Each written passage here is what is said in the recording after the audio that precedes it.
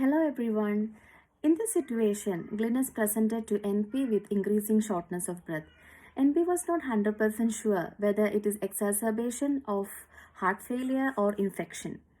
To assist with the diagnosis of heart failure, the National Heart Foundation Australia and Cardiac Society of Australia and New Zealand recommends to inquire about orthopnea, paroxysmal nocturnal dyspnea, chest pain, palpitations, dizziness, syncope, swollen ankles, and abdominal bloating.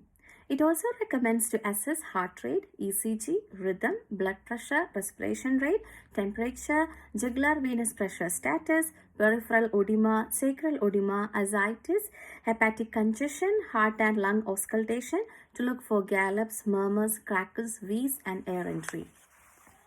In this case, more details are needed to confirm whether it is infection alone, CCF alone, or infective exacerbation of CCF.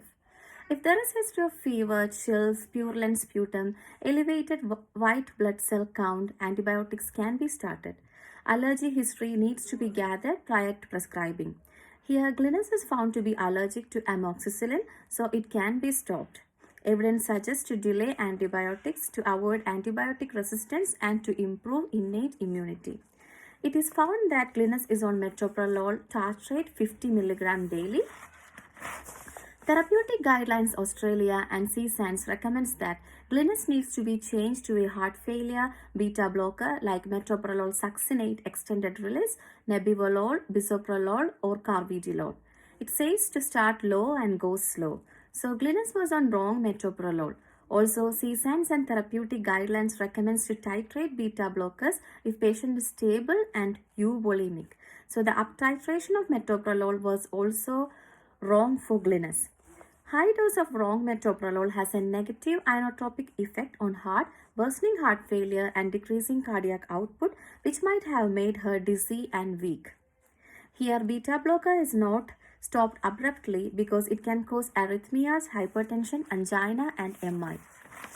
It was noted that her furosemide got increased from 40 mg to 80 mg twice a day. The common adverse reactions of furosemide are excess fluid loss, especially in elderly, orthostatic hypotension, hyperuricemia, hypokalemia, hypochloremia, hyponatremia, hypocalcemia, and hypomagnesemia. All these electrolyte arrangements can affect cardiac output and make her dizzy, weak, and uncomfortable. In heart failure with preserved ejection fraction, which is common in elderly, excessive diuresis should be used with caution as it can cause severe reduction in cardiac output. So the furosemide dose can be changed according to the patient condition.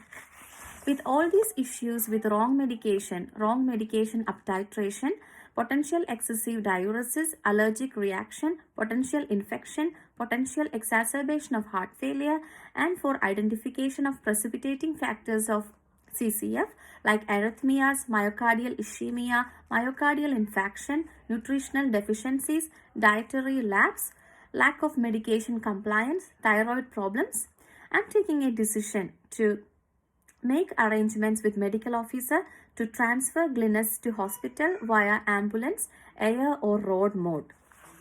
In the meantime, Glynis and Mary is explained about everything. An apology is sought for all things happened and is reassured. Glynis is educated not to stand up quickly from bed, first to sit on the edge of bed and then stand up. It appears that Mary is present with Glynis, so Mary can assist Glynis in activities of daily living until ambulance comes.